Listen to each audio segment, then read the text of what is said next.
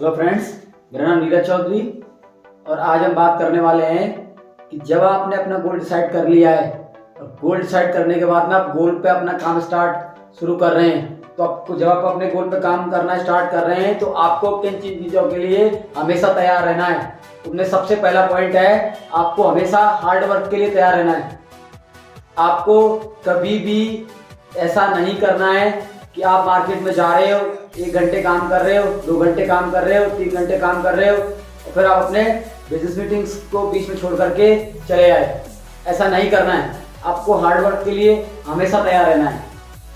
दूसरा पॉइंट है, आपको एज ए लीडर मार्केट में काम करना है। मैंने देखा है बहुत सारे लोगों को क्या होता है कि बहुत सारे लोगों का सपना होता है कि हमें कुछ ना कुछ करना है, हमें कुछ बिजनेस करना है। हमारे पेरेंट्स के पास में कुछ सेविंग्स हैं, हमारे माँ के पास, हमारे पिताजी के पास में कुछ सेविंग्स हैं, उनको मार्केट में लगा करके हम लोग क्या करते हैं, कोई भी टीम हायर करते हैं, 1 बंदे की या 2 बंदे की। फिर हम उनको ऑर्डर बोल देते हैं कि आप जाइए मार्केट में, इस कस्टमर से डीलिंग करिए, इस दुकानदार से डीलिंग करिए। और हम लोग क्या करते हैं, एज ए बिजनेसमैन चेयर पर बैठे रहते हैं आराम से। हमें ऐसा बिल्कुल भी नहीं करना है। हमें क्या करना है, सबसे पहले कोई भी टीम नहीं बनानी है, पहले खुद जाकर के मार्केट में काम करना है। देखना है कि भाई मार्केट में कस्टमर से जब बात करते हैं तो किन किन प्रॉब्लम का आप सामना करते हो। इसका बेनिफिट आपको क्या होगा, अगर मान लीजिए आपने अपने बिजनेस में स्टार्टिंग में कोई बंदे लगा दिए और उन बंदों का नेगेटिव अच्छा रहा, वो आपके बिजनेस को धीरे धीरे ग्रो भी कर पा रहे हैं, लेकिन एक दिन क्या वो आपके बिजनेस को छोड़ करके चले गए, तो उसका इम्पैक्ट क्या होगा, आपको ये पता ही नहीं है कि कस्टमर से डील कैसे करते हैं। उस केस में बहुत ज्यादा चांसेस हो जाएंगे कि आपका बिजनेस वापस से लड़खड़ा जाएगा। लेकिन आपने खुद ने नींव को भरा है, नींव को भरना सीखा है, आपने खुद ने मकान तैयार करना सीखा है। तो अगर आपके एम्प्लॉय, आपकी टीम बीच में अगर आपको धोखा देती है, छोड़ करके जाती है, तो तब भी आप डगमगाओगे नहीं। जिस तरीके से आपने शुरुआत में शुरू किया था, वापस से आप शुरू कर सकते हो। तो आपको क्या करना है, एज ए लीडर पहले मार्केट में खुद को करना है, खुद को करके दिखा के एग्जांपल सेट करना है और फिर वही काम आप अपनी टीम से आसानी से करवा सकते हैं। अगर आपकी टीम ने कोई भी कंप्लेंट की कि मार्केट में ये प्रॉब्लम्स आ रही हैं, ऐसा हो रहा है, कस्टमर का नेगेटिव फीडबैक है, तो आप अपनी टीम को इजीली बता सकते हैं कि ऐसा पॉसिबल नहीं है, तो ये बिजनेस मैंने भी शुरू किया है, मैंने जो कस्टमर से डीलिंग करी है, तो ये कस्टमर के सामने प्रॉब्लम्स होती हैं। तो आपको अपने एम्प्लॉय को ट्रेनिंग देने में आसानी रहेगी। तीसरा जो पॉइंट है, आपको डिसिप्लिन में रहना है। आपको डिसिप्लिन में रहना है। आपने किसी भी क्लाइंट के साथ में जो जिस टाइम पर भी कोई बिजनेस मीटिंग सेट की है, आपको उसी टाइम पर या उससे 5 से 10 मिनट पहले क्लाइंट के पास पहुंचना है, जिससे आपका क्लाइंट का आपके प्रति कोई नेगेटिव इंपैक्ट ना हो। तो क्लाइंट आपको मीटिंग का प्रॉपर टाइम दे सके, आपसे प्रॉपर बातें कर सके। और प्रॉपर आपको ड्रेसअप में जाना है, आपको यूनिफॉर्म में जाना है, क्योंकि जब भी आप क्लाइंट से मिलोगे तो आपको ड्रेसिंग सेंस पहले देखेगा।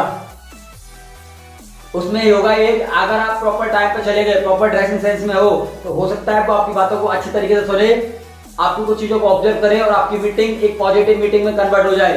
अगर वही आप वहां पर डेली पहुंचोगे तो कस्टमर पहले से ही नेगेटिव होकर के बैठा होगा और आपकी अगर उसको बातें पसंद नहीं आई तो आपको वो नेगेटिव करके भेज देगा। इसका इम्पैक्ट क्या होगा, आपके बिजनेस पर पड़ेगा। फिर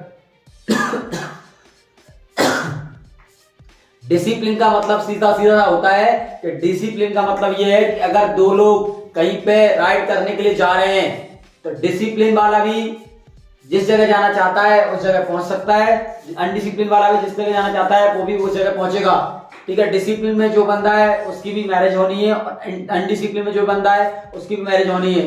डिसिप्लिन में जो बंदा है उसकी भी जॉब लगनी है, इनडिसिप्लिन में जो बंदा है उसकी भी जॉब लगनी है। लेकिन डिसिप्लिन और इनडिसिप्लिन में फर्क इतना सा है, अगर कोई 2 बंदे कहीं पर भी जा रहे हैं और दोनों के पास में अलग अलग 4 व्हीलर्स हैं, तो डिसिप्लिन का क्या होगा, डिसिप्लिन वाला बंदा सरकार की गाइडलाइंस को फॉलो करेगा। कि सरकार की गाइडलाइन ये कहती है कि कभी भी आप हाईवे पर गाड़ी चला रहे हो तो आपकी गाड़ी की स्पीड 80 से ऊपर की नहीं होनी चाहिए। इसका मतलब डिसिप्लिन है। अगर दूसरा बंदा 80 की स्पीड से ऊपर लेकर के जा रहा है गाड़ी, दैट इज मींस वो इनडिसिप्लिन है। तो आपको क्या करना है, बस इतना सा करना है। 4th पॉइंट है, आपको अपनी खुशियों को छोड़ने के लिए तैयार रहना पड़ेगा। हो सकता है कि जब आप बिजनेस कर रहे हो, मार्केट में कोई भी काम कर रहे हो, तो ऐसा समय भी आ सकता है कि आपके घर में कोई फंक्शन है, कोई पार्टी है और उसी समय आपकी कोई बिजनेस मीटिंग है। तो आपको अपनी फंक्शन या पार्टी, अपनी जो खुशियां हैं परिवार की, उनको कुछ समय के लिए छोड़ करके अपने बिजनेस के गोल को प्रायोरिटी देनी होगी। 5वां है आपको स्ट्रगल के लिए हमेशा तैयार रहना है। आप जब भी मार्केट में जाओगे तो ऐसा नहीं होगा कि जाते ही आपका बिजनेस स्टार्टअप ग्रो करने लग जाए। उसमें धीरे धीरे बहुत सारी प्रॉब्लम्स आएंगी और उस प्रॉब्लम को आपको समय के साथ आप सॉल्व करोगे तो एक समय ऐसा आ जाएगा कि आपके पास में आपके एम्प्लॉइयों को देने के तक के पैसे नहीं होते, कभी कभार आपके ऑफिस का रेंट चुकाने के भी पैसे नहीं होते, आपको नेगेटिविटी कई सारी जगह से मिल रही होती है, ठीक है, आपके घर की बहुत सारी प्रॉब्लम आपको मिल रही होती है। वो समय आपका स्ट्रगल का होगा, उससे आपको घबराना नहीं है। उस समय को आपको अगर आपने हैंडल कर लिया तो आप अपने गोल को आसानी से पा सकते हो। 6वां पॉइंट है आपको अपना बिलीव मेंटेन करना है कि जिस दिन आपने बिजनेस बनाया था, जिस दिन आपने बिजनेस सोचा था, उस समय आपका इस बिजनेस के प्रति जो विश्वास था, आप जब मार्केट में गए, कस्टमर का नेगेटिव फीडबैक मिला, 1 कस्टमर का, 2 कस्टमर का, 3 कस्टमर का, 4 कस्टमर का, अगर आपको पॉजिटिव फीडबैक मिलेगा फिर तो स्ट्रगल का कोई प्रॉब्लम ही नहीं है। उससे तो क्या आपका बिजनेस ग्रो होता चला जाएगा, कस्टमर आपको मिलते हुए चले जाएंगे। लेकिन आपको कस्टमर मिल नहीं रहे हैं और जिन जिन कस्टमर के पास आप जा रहे हो उनसे भी आपको नेगेटिव फीडबैक मिल रहा है, इसका मतलब क्या होगा, आप मार्केट में बुरी तरीके से स्ट्रगल कर रहे होंगे। उसी स्ट्रगल को क्या करना है, आपको संभालना है। 6वां है बिलीव मेंटेन, आपको अपना विश्वास बना के रखना है। जब आप लोगों के ताने सुन रहे होंगे, फैमिली के ताने सुन रहे होंगे, मार्केट में आपका बिजनेस का अच्छा रिस्पॉन्स नहीं आ रहा होगा, तो तब आपका बिलीव डगमगाने लगेगा। तो आपको वही बिलीव मेंटेन करना है जो बिलीव आप पहले दिन इस बिजनेस के प्रति लेकर के चले थे। 7वां पॉइंट है आपको अपने बिजनेस में मिनिमम टाइम पीरियड सेट करना पड़ेगा। मैंने देखा है बहुत सारे लोगों को कि उन्होंने जब उन्होंने बिजनेस स्टार्ट करा तो मिनिमम टाइम पीरियड तो सेट कर लिया और उस मिनिमम टाइम पीरियड पे आपको टिके भी रहना है कि भाई मुझे कुछ भी परेशानी आ जाए, मैं अपने बिजनेस को कम से कम 3 साल देने वाला हूं।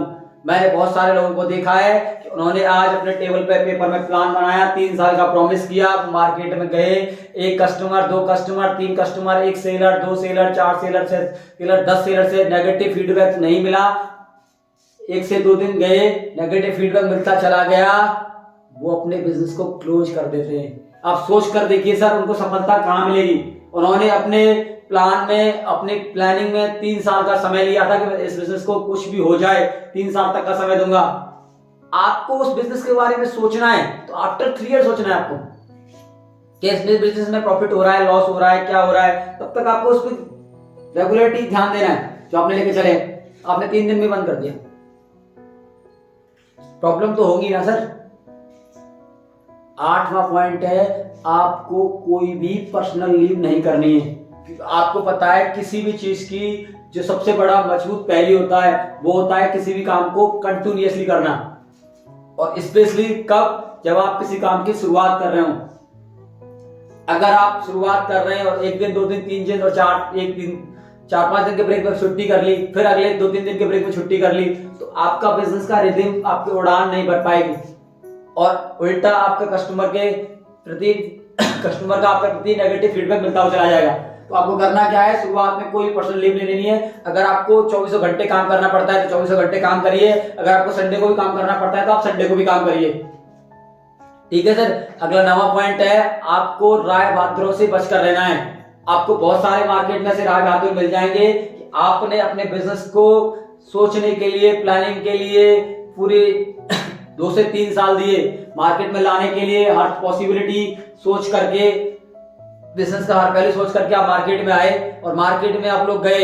एक बंदा जिसने कभी भी प्लानिंग नहीं की, कभी कुछ भी नहीं सोचा, वो नॉर्मली उठ करके चला आया और आपने उसे अपने बिजनेस के बारे में बताया तो उसने डायरेक्टली बोल दिया कि ये बिजनेस क्या है, इससे बेटर प्लान तो मैं आपको देता हूं सर, आप लाखों रुपए कमा सकते हो महीने के अंदर।